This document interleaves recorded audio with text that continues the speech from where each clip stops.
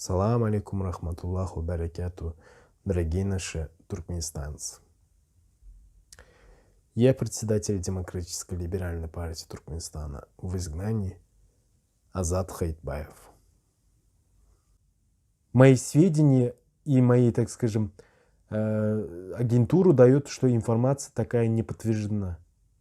Я еще в Советском Союзе родился. В конце, так скажем, расцветающего государства и распаде. Владимир Владимирович не путайте, он человек действительно государственной деятельности, да? Дорогой Максат, вы всегда перебивали меня и ваша дочка. Вы писали даже свою статью в газете «Независимости», независимой газете «Независимость», всякую ложь. Когда вы проводили в Стамбуле конгресс объединения туркменов.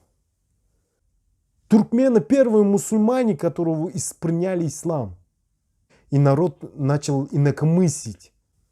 Дорогой Максат, вы это помните?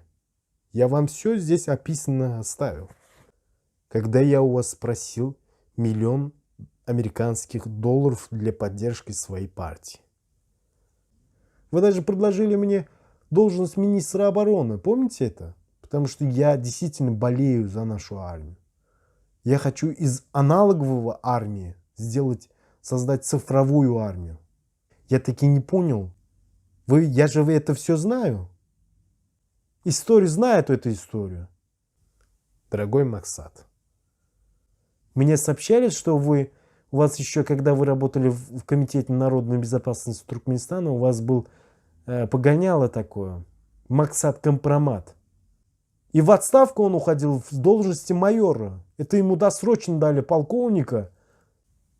Была такая известная личность, хотя он хороший человек был и хороший государственный деятель был. Ева Брежнева называли ее. Она раздавала всем своим любовникам должностя.